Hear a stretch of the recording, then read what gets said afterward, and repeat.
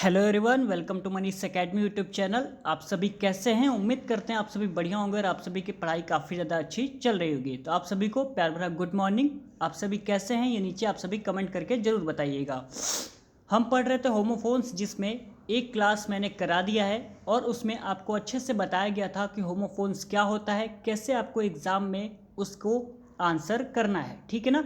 तो आज हमारी दूसरी क्लास होने वाली है। यदि आप पहली बार इस क्लास को कर रहे हैं तो आप ज़रूर इसके पहले होमोफोन्स की जो क्लासेस कराई गई हैं उसको कंप्लीट कर लीजिएगा। और एक बात, अनसीन पैसेज भी कराया गया है जो कि एग्ज़ाम में 15 नंबर के आने वाले हैं, तो उसको भी आप सभी ज़रूर से ज़रूर कंप्लीट कर लीजिएगा। और एक बात, सारे क्वेश्चन जो है विद्या से ही कराए जा रहे हैं और जो इम्पॉर्टेंट हैं वही आपको टॉप 50 होमोफोन्स कराए जाएंगे। इसके अलावा और कुछ भी कराया नहीं जाएगा। यदि आप यहाँ से पढ़ रहे हैं तो बिल्कुल निश्चिंत रहिए, आपके एग्ज़ाम में क्वेश्चन जरूर फंसेंगे। ये मेरी जिम्मेदारी है, ठीक है? क्योंकि इस चैनल पे काफ़ी मेहनत कराया जा रहा है। हाँ, जो बीच बीच में क्लासेस नहीं हो पा रही हैं उसके लिए सॉरी, ठीक है ना? चलिए आज की इस क्लास को हम स्टार्ट करते हैं। सबसे पहले आपके क्वेश्चन नज़र आ रहा होगा एल्यूजन, ठीक है ना? और दूसरा नज़र आ रहा होगा इल्यूजन। देखिए, आपको ना बोलने में एक जैसा ही लगेगा, है ना? मीनिंग बिल्कुल एक जैसा निकलेगा, लेकिन जो इसका अर्थ है ना हिंदी में, वो आपको अलग अलग नज़र आएगा, ठीक है? जैसे यहाँ पे पढ़ रहे हैं एल्यूजन। एल्यूजन का मतलब होता है संकेत और इल्यूजन का मतलब होता है भ्रम, ठीक है ना? और इन दोनों से ही रिलेटेड आपको कुछ वाक्य बनाने हैं। वो आप कुछ भी बना सकते हैं, है ना? मेरे मन में जो आ रहा है मैं यहाँ पे वो लिख दूंगा तो मेरा सही हो जाएगा। आपके मन में जो भी आ रहा है उसको आप ट्रांसलेट करके यहाँ पे सटीक लिख दीजिए। लेकिन जो ये वर्ड है ना एल्यूजन और इल्यूजन, ये दोनों सेंटेंसेस में आने चाहिए, ठीक है ना? यदि आता है तो बहुत अच्छी बात है, आपको एग्जाम में नंबर मिल जाएंगे। और होमोफोन्स आपके एग्जाम में 2 नंबर का आता है, ये भी मैंने आपको बता दिया था, ठीक है ना? चलिए तो हम देख लेते हैं एल्यूजन। एल्यूजन का मतलब होता है संकेत, यानी कह सकते हैं कि आप सपोज देन कुछ लिख रहे हैं, है ना? कुछ कविता लिख रहे हैं तो उसमें आप संकेत कर रहे हैं कि कुछ इसमें मैंने कुछ इसमें लिखा हुआ है ना? जैसे आप कुछ पोएम लिख रहे हैं तो उसमें कुछ आपने सीक्रेट करके कह सकते हैं, कुछ ऐसे वर्ड डाले होंगे जो किसी को समझ में नहीं आएंगे। बस क्या है, वो संकेत कर रहे हैं कि हमने कुछ वर्ड को डाला हुआ है जो काफ़ी ज़्यादा सीक्रेट है या काफ़ी ज़्यादा अच्छा वर्ड है ना? ऐसे कह सकते हैं। तो इसको ट्रांसलेट कैसे करेंगे, है ना? तो हम लिख लेते हैं इसको ट्रांसलेट करके। तो हम लिखेंगे ही मेड एन, कैसे लिखेंगे? He made an allusion to a secret plan, ठीक है? Secret plan in his speech. इसका मतलब क्या होगा? यानी कि वह क्या है, एक संकेत कर रहा है क्या अपने स्पीच में, कि उसने अपने स्पीच में क्या है, एक सीक्रेट प्लान बना के रखा हुआ है, जो कि वह संकेत कर रहा है कि मैं अभी अभी कुछ जो सीक्रेट मतलब गुप्त कह सकते हैं, यानी गुप्त जो प्लान उसने बना के रखा है वो आप सभी को अभी बताएगा। लेकिन फिलहाल के लिए वह संकेत कर रहा है कि मैंने अपने स्पीच में एक थोड़ा सा स्पेशल कह सकते हैं या सीक्रेट कह सकते हैं, कुछ शामिल किया हुआ है, ठीक है ना? ऐसे हो गया। इल्यूजन का मतलब होता है भ्रम, कह सकते हैं, ठीक है? यानी कह सकते हैं कि वो अभी तक भ्रम में है कि वो बहुत पढ़ने में तेज है, ऐसे कह सकते हैं ना? आपके माता पिता कहते होंगे तुमको ना भ्रम है कि तुम्हारा एग्जाम में बहुत अच्छा नंबर आ जाएगा। और बेटा, एग्जाम में नंबर अच्छा तभी आता है जब आप पढ़ाई करते हैं, है ना? भ्रम में रहेंगे तो आपके एग्जाम में नंबर नहीं आएंगे, आपको पढ़ना पड़ेगा उसके लिए, ठीक है ना? मैंने एक छोटा सा वाक्य बनाया है, वैसे आप भी एक वाक्य बना सकते हैं कि बेटा भ्रम में मतलब ऐसे कह सकते हैं, बेटा भ्रम में मत रहो, ठीक है ना? जब तक आप मेहनत नहीं करोगे तब तक आगे आगे आप सफल नहीं हो पाओगे, ऐसे आप बना सकते हैं। लेकिन कोशिश क्या करिए, जितना छोटा सा सेंटेंस रहेगा उतना आपके लिए बेहतर होगा, आपके लिए आसानी होगी उसको लिखने में, ठीक है ना? तो मैं यहाँ पे जो लिख रहा हूँ उसको आप सभी याद कर सकते हैं, सेम वही एग्जाम में लिख दीजिएगा। या तो यदि आपको बनाना आता है वाक्य और उसका इंग्लिश भी आपको आता है तो आप खुद से कर लीजिएगा, ठीक है ना? तो मैं एक छोटा सा सेंटेंस बना रहा हूँ कि जैसे कि कह सकते हैं यह सिर्फ एक भ्रम है ना, असली जादू नहीं है। यह सिर्फ एक भ्रम है, असली जादू नहीं है। तो इसको कैसे कह सकते हैं? It was just an allusion not real magic, इसको कह सकते हैं, ठीक है ना? तो चलिए बना लेते हैं। क्या लिखेंगे? It was just N an illusion रहेगा ना? हाँ, इल्यूजन नॉट रियल मैजिक, ठीक है ना, ये हो जाएगा। क्या है, यह सिर्फ एक भ्रम नहीं है, सॉरी, यह सिर्फ एक भ्रम था, असली जादू नहीं है ना। कि आपको जैसे लगता है ना कि आप भ्रम में है, कि आप पढ़ने में बहुत तेज है, आपको भ्रम लगता है कि ये एक असली रियल हीरो है, ऐसे आपको बहुत सारे भ्रम होता है। आप भ्रम में रहते हैं कि क्या हम बहुत ज़्यादा पढ़ाई कर रहे हैं, आप भ्रम में रहते हैं कि आप बहुत ज़्यादा अच्छे दिख रहे हैं, आप भ्रम में रहते हैं कि वो पागल है, हम ही तेज तर्रार लड़के हैं, है ना। तो ये सारी भ्रम आपके अंदर नहीं आनी चाहिए। इसको आप बस ट्रांसलेट करके आराम से लिख लीजिएगा, और कुछ भी इसमें नहीं है, ठीक है ना। खुद से आप लिख पाते हैं तो बहुत बेटर है, नहीं तो यहाँ से याद कर लीजिएगा, ठीक है ना। बहुत छोटा सा टॉपिक है और सरल टॉपिक है, ठीक है। चलिए आगे बढ़ते हैं। दूसरा कह रहा है बैड। बैड मतलब होता है बुरा, एक होता है बेड। बेड मतलब होता है कहना, है ना। जैसे हम एक सेंटेंस कहते हैं, I am a bad boy. अब खुद बताइएगा क्या ये सही लिखा हुआ है, I am a bad boy, I am a bad boy, और एक लिखा हुआ है I am a bad boy. दोनों साउंड एक जैसा कर रहा है, बैड बॉय और बैड बॉय, बैड बॉय और बैड बॉय। अब बताइए दोनों सेंटेंसेस में सही कौन सा है। आप कहेंगे सर नीचे वाला सही है, लेकिन कुछ स्टूडेंट होंगे जो कहेंगे ये वाला सही है। तो बेटा इंग्लिश बहुत ही ज़्यादा कह सकते हैं सरल भी है और कठिन भी है ना। केवल एक मीनिंग की वजह से ना आपका पूरा सेंटेंस तहस से नहस हो जाएगा। अब यहाँ पे जो BADE लिखा हुआ है, तो बेड मतलब तो कहना होता है ना, तो I am a bad boy ये तो गलत हो गया, I am a boy bad boy रहेगा, है ना। बैड मतलब क्या होता है बुरा, तो बैड यहाँ पे सही रहेगा। तो इन सब चीज़ों का भी ध्यान रखिएगा, वरना एग्जाम में आप कहेंगे मैंने तो सही लिखा था, फिर एग्जामिनर ने कैसे काट दिया। काटा बस इसीलिए होगा कि आपकी स्पेलिंग इधर से उधर हो गई होगी, ठीक है ना। तो इसको हम कैसे बनाएंगे, क्या आपके सेंटेंस क्या आपके दिमाग में कोई सेंटेंस घूमा। बैड, बैड मतलब बुरा, लिख सकते हैं I am a bad boy, I am a bad girl, लेकिन कुछ और भी कोशिश किया करिए कि इससे थोड़ा सा बड़ा सेंटेंस बना पाएँ तो ठीक है, नहीं बना पाएँ तो छोटा सा लिख दीजिएगा, कोई दिक्कत नहीं। मैं बनाता हूँ, मैं कैसे बनाऊँगा, कह सकते हैं वह आज बहुत बुरा फील कर रही है ना, आज वह बुरा फील कर रही है। तो इसको कैसे लिखेंगे, तो लिखेंगे सी फील्स बैड टुडे, ठीक है ना। आज वह कैसा महसूस कर रही है, तो आज वह बुरा महसूस कर रही है, यानी कि अच्छा महसूस नहीं कर रही है, ये हो गया। आगे लिखा हुआ बैड, बैड मतलब होता है कहना। तो कह सकते हैं कि एक लड़का है जो क्या है गुड बाय कह रहा है, एक लड़का है जो क्या है गुड बाय कह रहा है, या तो एक लड़की है जो अपने दोस्त को यानी अपनी सहेली को क्या कह रही है, गुड बाय कर रही है। तो हम यहाँ पे कैसे लिख सकते हैं, तो हम लिखेंगे व्योमिका, क्या लिखेंगे, व्योमिका बैड गुड बाय, ठीक है ना, गुड बाय।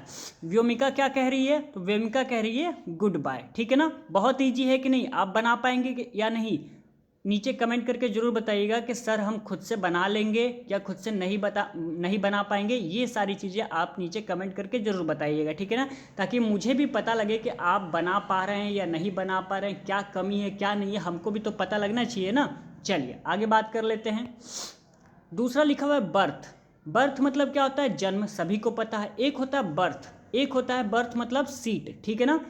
एक बर्थ मतलब जन्म और एक बर्थ मतलब सीट। तो पहला वाला तो आपके दिमाग में आ गया होगा कि इससे क्या सेंटेंस बनाया जा सकता है। दूसरा वाला मैं आपको बता रहा हूँ, ठीक है ना। जैसे ट्रेन में सीट होती है ना, उसको आप रिजर्व करते हैं, है ना। आप पहले से क्या है टिकट बुक कर लेते हैं, सीट रिजर्व कर लेते हैं, ताकि मेरे को कोई समस्या ना हो, दिक्कत ना हो, है ना, आने जाने में। क्योंकि जनरल डिब्बों में घुसने में तो बहुत ज़्यादा प्रॉब्लम होती है, तो लोग क्या करते हैं अपने सीट को पहले से ही रिजर्व कर लेते हैं। बस आपका वाक्य यही तो बन गया। अब इसको आप अंग्रेजी में ट्रांसलेट कर लीजिए, I reserved my berth in the train, यानी कि मैंने क्या अपनी सीट को रिजर्व कर लिया, किसमें, ट्रेन में। तो इन the train, I reserved my birth, यानी कि मैंने अपनी सीट को रिजर्व कर लिया इन द ट्रेन, यानी कि ट्रेन में, हो गया। दूसरा वाला लिखा हुआ है बर्थ, बर्थ मतलब जन्म। तो कह सकते हैं she gave birth to a baby, यानी कि उसने एक बेबी को जन्म दिया है, ऐसे कह सकते हैं। कितना ईजी है बताइए। तो चलिए इसको हम लिख लेते हैं, क्या लिखेंगे, she gave birth to a baby boy. उसने क्या है एक बेबी को जन्म दिया, ठीक है ना। बर्थ यानी कि क्या है, अपने सीट को उसने रिजर्व किया, तो हम लिख सकते हैं आई रिजर्व माई बर्थ। क्या है, मैंने अपनी सीट को क्या किया है, रिजर्व किया है। किस में किया है, तो इन द ट्रेन में, ठीक है ना। यदि आपको ट्रेन में नहीं करना है तो कोई बात नहीं, बस में कर लीजिए, एरोप्लेन में कर लीजिए, जहां मन में वहां कर लीजिए, लेकिन कर लीजिए, बस ये कहेंगे, ठीक है ना। और सीख जाइए, ये ज़्यादा इंपॉर्टेंट है, क्योंकि समय कह सकते हैं कि बिल्कुल बचा नहीं है, इसलिए सारे सब्जेक्ट पे ध्यान लगा के पढ़िएगा और बहुत ही ज़्यादा पढ़ने की ज़रूरत है, तभी जाके एग्ज़ाम में नंबर आएगा, है ना। यदि आप भी अपना एक टॉपर में सीट पक्का करना चाह रहे हैं तो उम्मीद करते हैं आप सभी बहुत मेहनत से पढ़ाई कर रहे होंगे और इस समय आप रिवीजन कर रहे होंगे, शुरुआत तो बिल्कुल नहीं कर रहे होंगे, है ना। क्योंकि जो टॉपर बनते हैं वो कभी भी इस समय पढ़ना नहीं चालू करता हूँ, बहुत पहले से उनकी तैयारी रहती है, वो इस समय रिविज़न कर रहे होते हैं केवल, ठीक है। यदि आप उनमें से नहीं है, केवल आप पास होना चाह रहे हैं या मतलब 70, 75, 80, 85% केवल लाना चाह रहे हैं, तो अभी भी आ सकता है, कोई दिक्कत नहीं है। अभी से मतलब आज से नहीं, मतलब यदि 2 महीना पहले से आप पढ़ रहे हैं तो भी आप ला सकते हैं, बस आपकी तैयारी जो है वो मजबूत होनी चाहिए और बार बार हर एक सब्जेक्ट को रिविज़न करते रहिए। अभी भी आपके पास चांसेस है कि अच्छे नंबर आ सकते हैं, अपने आप को कमज़ोर कभी मत समझिए, ठीक है ना। चलिए आगे बढ़ लेते हैं। आगे लिखा हुआ ब्रेक। ब्रेक मतलब क्या होता है, तो ब्रेक मतलब होता है रोकना। क्या होता है, ब्रेक मतलब होता है रोकना, और दूसरा ब्रेक मतलब होता है तोड़ना, ठीक है ना। एक ब्रेक का मतलब रोकना, दूसरा ब्रेक का मतलब तोड़ना। अब आप क्या है, एक अपने दोस्त है, सपोज मान लेते हैं आपका एक दोस्त है, ठीक है ना, वो बाइक चला रहा है, तो आप कहेंगे भैया ब्रेक लगा लो यार, बहुत ज़्यादा भीड़ है, कहीं ठोक ठाक दिए तो हम लोग पिट विट जाएंगे, है ना। आप ऐसा ही कहेंगे ना, ब्रेक लगा लो। लेकिन आप उससे पूछना ना, यार एक बात बताओ, हमने ब्रेक तो बोल तो दिया, लेकिन तुम समझ पाए कि हम कौन सा ब्रेक बोल रहे हैं, है ना। इन स्पेलिंग बताओ जरा इंग्लिश में, तो वो कहेगा कि BREAK। तो कहना बेटा ये गलत है, क्योंकि ब्रेक मतलब होता है तोड़ना, तुम किसी के हाथ पर थोड़े तोड़ने जा रहे हो। हम तो कह रहे हैं ब्रेक लगाओ, हम कह रहे हैं BRAKE बोल रहे हैं, ब्रेक। इसका मतलब होता है रोकना, यानी कि भीड़ में जब भी आप एंटर करते हैं तो अपनी गाड़ी को क्या है, रोक लीजिए, है ना। भीड़ थोड़ा क्लियर हो जाए फिर आप वहाँ से चले जाइए। लेकिन आपका दोस्त ने स्पेलिंग क्या बताया था, BREAK। तो ब्रेक, इस ब्रेक का मतलब होता है तोड़ना। आप किसी का पैर तो तोड़ने नहीं जा रहे हो, है ना, तो वहाँ पे आपका दोस्त क्या हो जाता है, गलत हो जाता है। लेकिन आपकी बात को उसने समझ जरूर लिया था कि हाँ मुझे रोकना है, लेकिन वो मीनिंग नहीं समझ पाया था कि कौन सा मीनिंग है इसमें से, ठीक है ना। तो उसको आप बता दीजिएगा, क्योंकि आप तो पढ़ रहे हैं, है ना। चलिए इससे सेंटेंस बना लेते हैं। ब्रेक मतलब क्या होता है, रोकना। तो मैंने अभी कहा कि जब भी आप क्राउड में एंटर करते हैं तो अपनी गाड़ी को क्या करते हैं, ब्रेक लगाते हैं, ठीक है। तो इसको ट्रांसलेट कैसे करेंगे, you must brake the car. हमें क्या है, कार को रोकना चाहिए। You must brake the car यानी हमें अपने कार को रोकना चाहिए। इन क्राउड यानी भीड़ में अपनी कार को क्या है, रोकना चाहिए। हम बाइक भी लिख सकते हैं, तो you must brake the bike in crowd. अपने बाइक को रोकना चाहिए जब हम क्राउड में एंटर करते हैं, ठीक है ना। इस ब्रेक मतलब होता है तोड़ना, यानी किसी भी सामान, सपोज एंड कोई गिलास ले लेते हैं, या कह सकते हैं चार्जर, या कुछ भी एनीथिंग, कोई भी सामान ले लीजिए आपके घर में जो है, उसको आप उठाते हैं और ऐसे तोड़ देते हैं, है ना, मतलब उठा के ऐसे फेंक देते हैं तो टूट गया ना। तो लिख सकते हैं ही ब्रेक्स द ग्लास, लिख सकते हैं कि नहीं, he breaks the glass, he breaks the charger, he breaks the mobile, he breaks the cycle, कुछ भी आप लिख सकते हैं, बहुत ईजी है। तो चलिए हम बना लेते हैं। ब्रेक का सबसे पहले मैंने क्या बताया, you must brake, you must, MUST लिखा हुआ है, ठीक है ना। चलिए हम क्लियर कर ही देते हैं ना, आप क्या है गलती कर देंगे। यू मस्ट, उसके बाद में क्या है, brake. You must brake the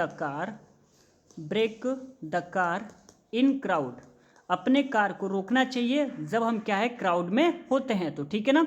इस ब्रेक का मतलब तोड़ना, यानी हम किसी सामान को तोड़ते हैं तो लिख सकते हैं ही ब्रेक्स द ग्लास।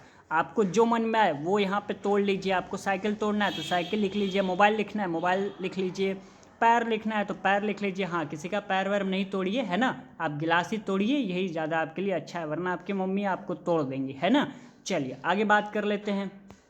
आगे लिखा हुआ है बेल। बेल मतलब क्या होता है? गठरी। और एक बेल होता है जमानत। आपने अक्सर मूवी में सुना होगा या आप रियल लाइफ में भी सुनते हैं, हाँ ना, इंस्टाग्राम चलाते हैं या पिक्चर ही देखते हैं, जो भी है आप सुनते होंगे कि वो बेल पे बाहर आ गया। अक्सर आपने सुना होगा वो बेल पे बाहर आ गया।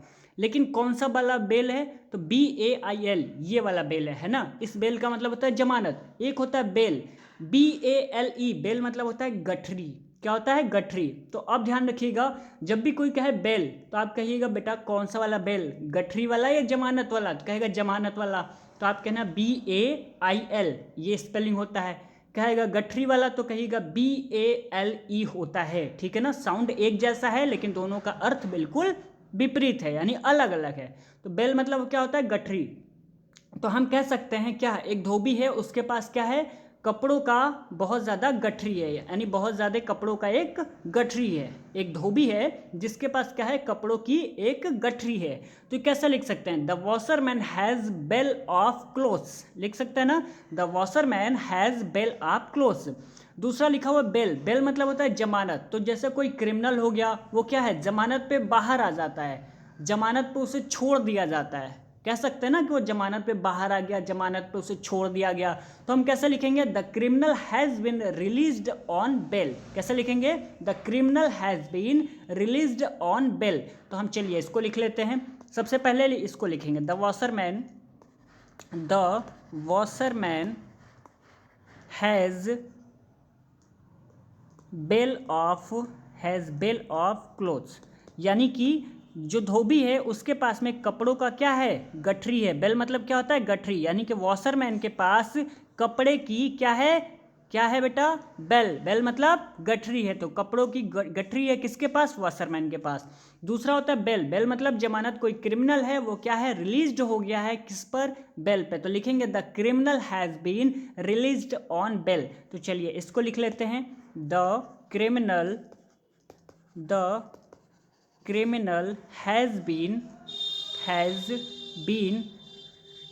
released on bail।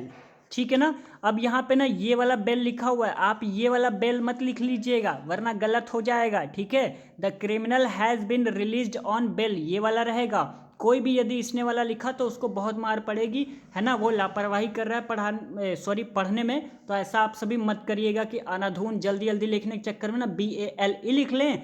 यदि एग्जाम में यही क्वेश्चन चला आया तो वो गलत करके आप चले आएंगे। ठीक है ना, तो ऐसा बिल्कुल नहीं करना है। चलिए आगे बात कर लेते हैं। आगे लिखा हुआ है ब्राइडल। ब्राइडल मतलब क्या होता है? दुल्हन। एक होता है ब्रीडल। ब्रीडल मतलब होता है लगाम। ठीक है ना, ध्यान रखिएगा।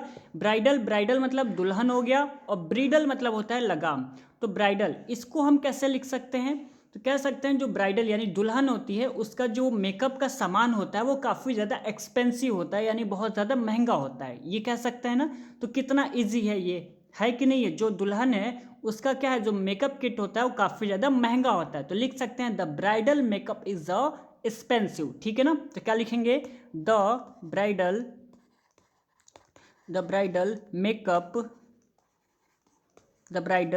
मेकअप इज एक्सपेंसिव, इसको लिख सकते हैं। चलिए आगे बात करते हैं। ब्राइडल मतलब लगाम। कह सकते हैं कि एक घोड़ा है जो अपने क्या है? लगाम को तोड़ देता है और क्या है? बहुत आगे निकल जाता है, यानी वो भाग जाता है, ऐसे कह सकते हैं। तो लिखेंगे द हॉर्स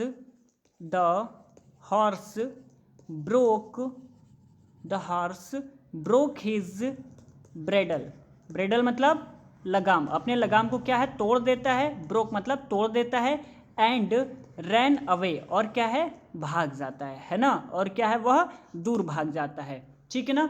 उम्मीद करते हैं आज की इस क्लास में आपको जो भी समझाया गया है बहुत अच्छे तरीके से समझ में आ गया है। नहीं समझ में आया है तो एक रिक्वेस्ट है कि क्लास को दोबारा देखिएगा। और एक बात, आपकी जो विद्या में क्वेश्चन दिया गया है उस क्वेश्चन को उठाइएगा और खुद से प्रैक्टिस करने का कोशिश करिएगा। ठीक है ना, कुछ गूगल से क्वेश्चन उठाइए, ज़्यादा से ज़्यादा प्रैक्टिस करिए। ठीक है, क्योंकि ये जो टॉपिक है ना इसमें आपको खुद से ही सेंटेंस बनाने हैं और खुद से ही उसके इंग्लिश में आपको लिखने होंगे वाक्य को। ठीक है, तभी जाकर आपको अच्छे से समझ में आएगा। या तो दूसरा तरीका ये है कि आप रट्टा मार लीजिए। रट्टा मारने के लिए इसलिए कह रहे हैं कि आपके पास समय कम है, ठीक है ना। यदि आप खुद से कर पा रहे हैं तो बहुत बढ़िया बात है, नहीं कर पा रहे हैं तो एक लास्ट ऑप्शन यही है कि आप रट्टा मार लीजिए, बस इसके अलावा और कोई उपाय है नहीं, ठीक है ना।